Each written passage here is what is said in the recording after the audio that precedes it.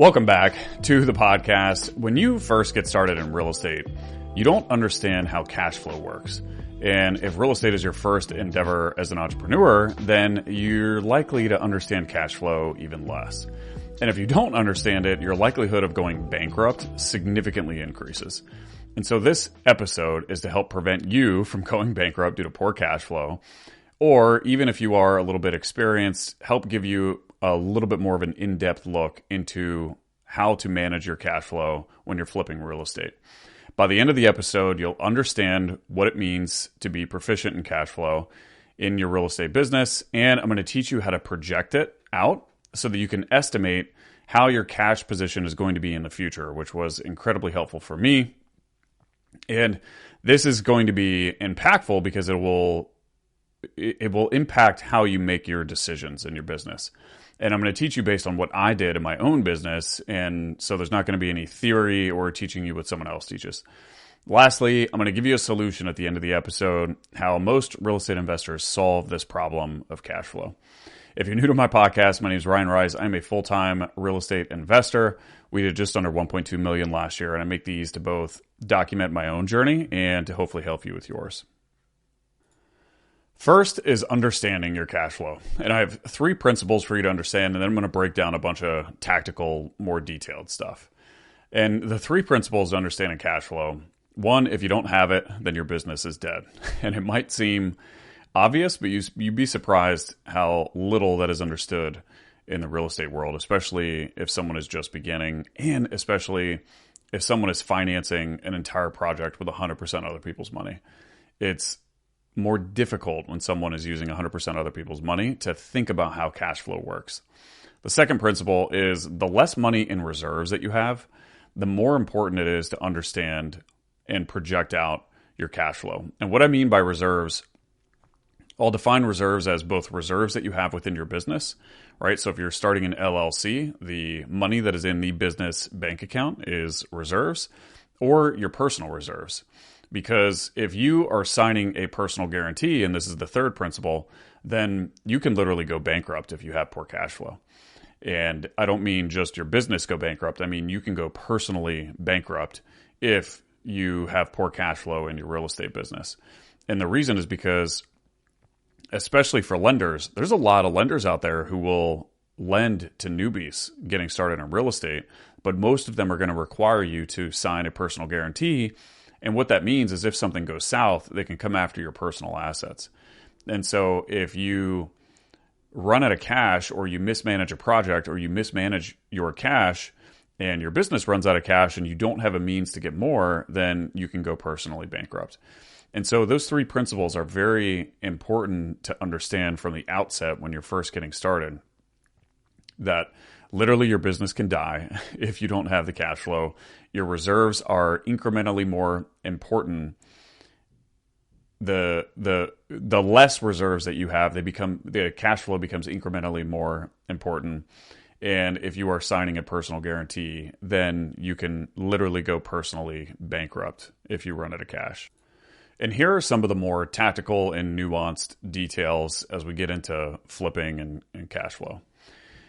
If you are using other people's money to finance your project, it's likely that you're going to have monthly interest payments. And those monthly interest payments are going to be negative cash out the door of your business every single month. And for those who are funding a deal with 100% other people's money, let's say they get a first position hard money lender and maybe a second position gap funder, then it's a little bit more difficult to think about how that cash flow works. But when the inevitable happens in a flip project where you spend more money on construction to hold the property longer than expected, then you're going to run out of the gap funder's cash, and you're going to have cash from somewhere. The reason why that's important to understand and plan for is because you could do a flip and plan for a 6-month project, but if it's your first one especially, there may be a lot of unknowns, and that 6-month project may very easily turn into a 12-month project. The city or county could stop by and put a hold because maybe you didn't pull a permit that you didn't know that you had to pull, but now you are learning the hard way. There could be something about the foundation that your contractor finds, and now you have to fix it, and it becomes this more complex issue. You could have to fire a contractor. The property could sit on the market for a while. There are many reasons why a property could take longer than you expect, especially in the beginning.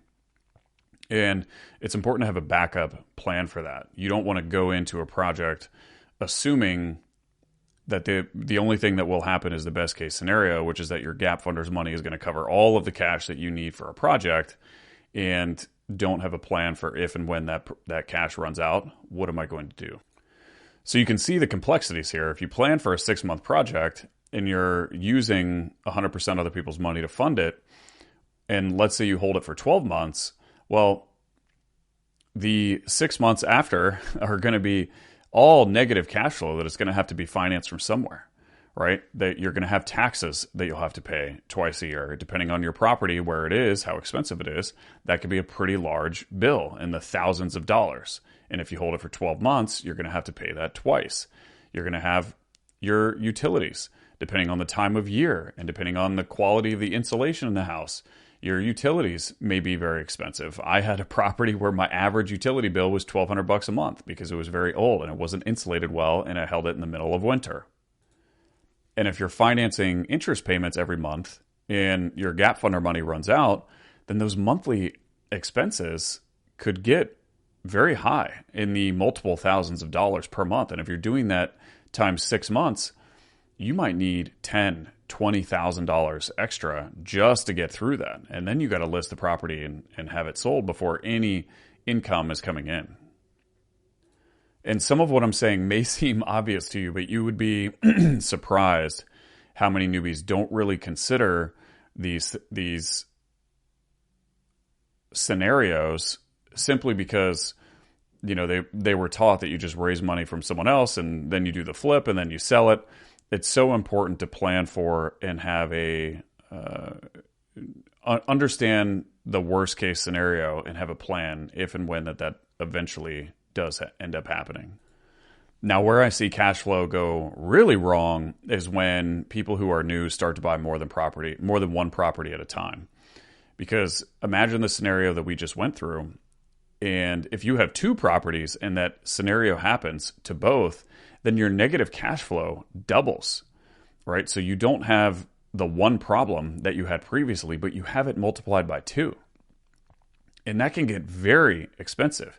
And in addition to more negative cash flow, there could be a scenario where you plan to spend $50,000 on a renovation, but you end up having to spend $75,000. And if that happens twice, then it's exponentially even more painful because you have all of the monthly expenses, but you also have to fund the extra rehab from somewhere.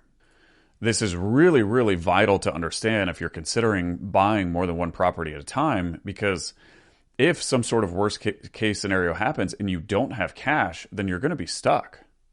And we'll talk about some options of what to do here if and when that does happen.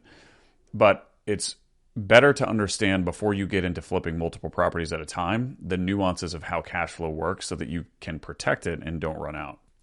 Now imagine if you're really gung-ho, you're really hungry, and you want to start to flip 3, 4, or 5 properties at the same time. That can add up really, really quickly. And it's a lot of negative cash going out of your business. And if these flips on average are taking 6 months at a time, there is a very, very large portion of time where you have cash only going out and you don't have cash coming in. I, for example, in my second year flipping, I got up to 22 or 23 properties at once. And my interest payments on those 22 or 23 properties, it was like $30,000 to $35,000 a month alone on interest. And then I had utilities and taxes and all of that stuff on top of that. It was literally insane. Now, if you have a lot of personal money that you're willing to put into the business in terms of some sort of worst case scenario, you should still know your cash flow, and it's still very important, but it's not as important as if you have no personal money. You have to manage your business entirely different from a cash flow perspective if you have no backup funds to throw into the business in the event that something goes wrong. Because here's what happens. If your business runs out of money and you don't have any personal money to throw in, then you really have only 3 options. you either raise additional money, which can be difficult because there are not going to be many lenders out there who want to give you more money in like a third or a fourth position, right? It's a very high leverage project and it's very risky for those lenders to give you additional money. Option two is you could try to flash sale the house to liquidate and get your cash back. But the only way that's going to work is if the cash from the flash sale covers your lenders at its current condition. And a lot of times if you're flipping, you're forcing equity and it may not be possible to flash sale the house and get enough money back to pay off all your lenders. And if that's the case, then that is not an option and you become stuck. And the only third option is you declare bankruptcy. So if you have no personal reserves to throw at the business, again, you either raise additional money, flash sale the house, which is unlikely, or you go bankrupt. And I've unfortunately seen this happen because those scenarios aren't considered. And it's so important for you to understand this because those scenarios are avoidable if you simply understand the nuances of cash flow. It's much more preferable to take a conservative approach from a cash flow perspective than to try to go gung-ho, get greedy, and make a whole bunch of money in your first year, right? Learn the ins and outs of construction, learn how to manage contractors, learn how to put a property up for sale and get it sold. And after you learn that, then you can take on more properties because your understanding of how cash flow works and how the flipping cycle works is going to be your ability to mitigate the risk of taking on more than one project at a time. This is why it's also really important to have an incredibly high level of confidence in your ARV. Because imagine your solution to your cash flow problem is eventually selling the property and paying off all of your lenders and having some profit come in. And so that you can repeat with having some reserves on the personal side or in the business.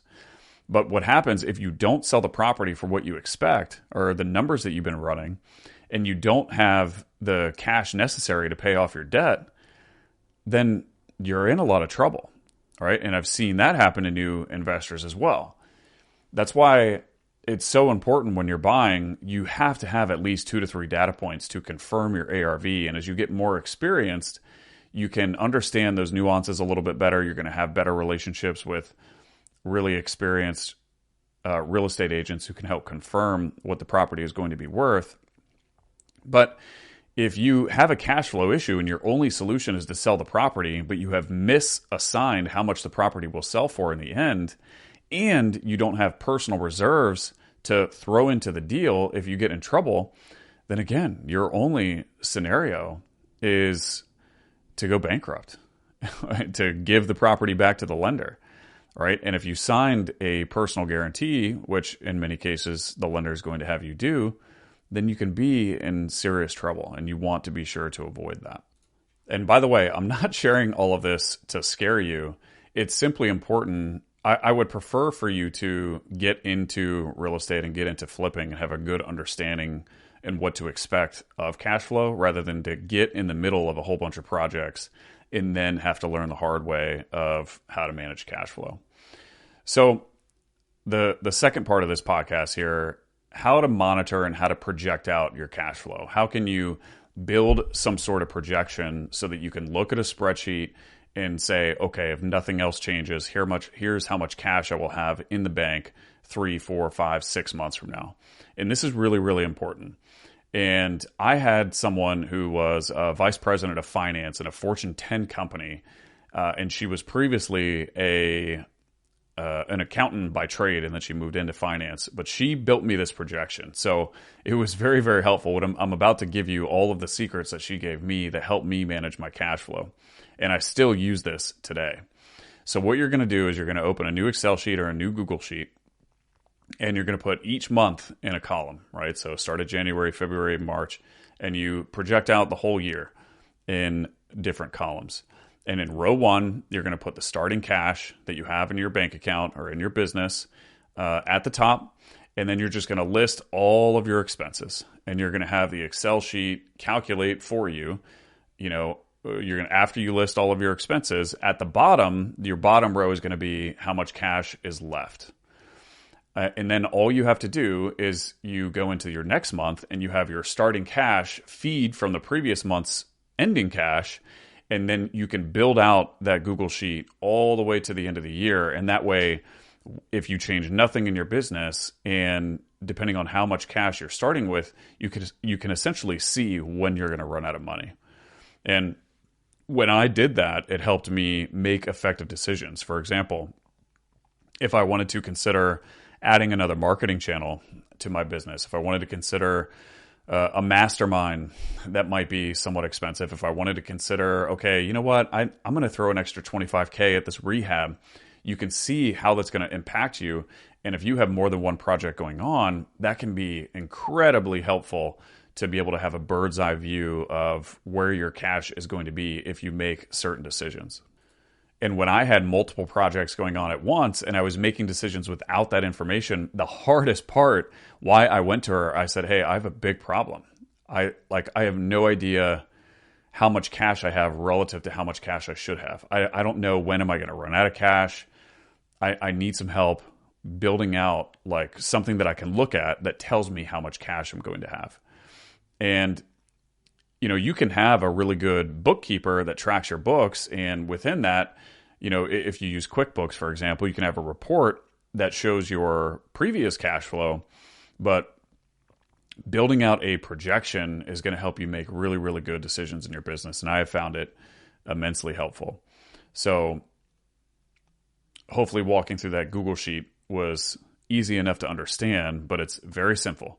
Starting cash, list all your expenses, ending cash, have the ending cash feed to the next month's starting cash, and then you can go from there. And what's great about this, every time you get a new deal, then you could, if you plan to make a certain profit, then you could put a conservative profit number there so you can see cash coming into the business. And then if you're in the middle of the project and you have to throw an extra $15K, then you can update your cash flow projection. If you listed a property for sale and you put it in contract, but you put it in contract $15K less than what you expected, then you can adjust your cash flow projection. So it's just so helpful to always know every single day where your cash position is so that you don't run out. Or beyond not running out, so that you can make some good, effective decisions in your business if you're having to make some strategic, okay, where do I spend money next? Is it okay if I do this? Is it okay if I do that? Now, even if you run that projection and you are tracking your cash flow and you have a very clear picture, it's helpful to understand where your cash is, but cash flow can still be very challenging when you're flipping only because your cash out to cash in cycle might be 6 to 8 months long. And that's a long time to go without any cash coming in. And some people might think, well, the solution is let me just buy 10 flips. But again, with everything that we just went through, that can cause some serious issues if you don't have a good backup plan, or if you're not effectively managing those projects, or if anything goes wrong, then you are significantly increasing the level of risk that you take on if your solution to cash flow while flipping is to just do more flips. So what many investors do to solve this problem, and this is kind of the last phase of this episode, is essentially two options. First is wholesaling. And this is exactly what I did that helped me tremendously. I started by flipping, and then I introduced wholesaling into the business, and it was a game changer because I saw an immediate influx in cash. What you can do with wholesaling is you can get a deal in contract, and then within 30 days of getting it in contract, you can get cash into your business. As opposed to if you're flipping, that might be 180 days or more to get cash back in. It's a much quicker way. Now, you may be taking a little bit less cash than had you flipped it, but sometimes less cash is better than more cash later. And if your business needs that, then wholesaling can be a great solution. Now, most investors who are wholesaling, the majority of their wholesaling comes from direct-to-seller marketing. And running direct-to-seller marketing is a whole different business, and we won't get into that in this episode. And in fact, I've created some episodes specifically for that. So go look that up if you want to get into wholesaling and you want to understand wholesaling. Search wholesaling on my podcast, and I talk about it in several different episodes about how different it is than just flipping. But the second thing that some investors will do is they'll carry a real estate license, and then they will sell real estate on the side for cash flow. That is a business that is not nearly as capital intensive. You're not spending a ton of money to, sell a piece of property. In fact, maybe you're spending money on photography. But outside of that, after you cover the expense of actually getting your license, then there's very little upfront cost and you can make money just selling the piece of real estate. And so those are two ways that investors have implemented a problem-solving approach to having a cash flow issue while flipping and having such a wide range of time before that cash comes in from a flip.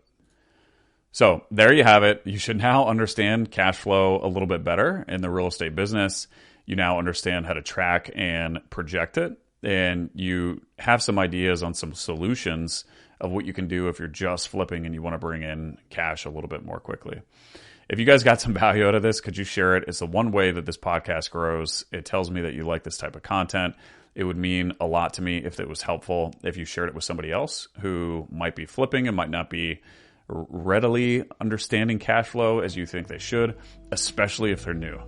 This episode, I think, is a crucial one for people who are new, because people who don't understand cash flow are the ones who have a higher likelihood of going bankrupt, and I don't want you to be one of those people. So I appreciate you guys tuning in. Thanks for listening, and I will see you in the next one. Bye.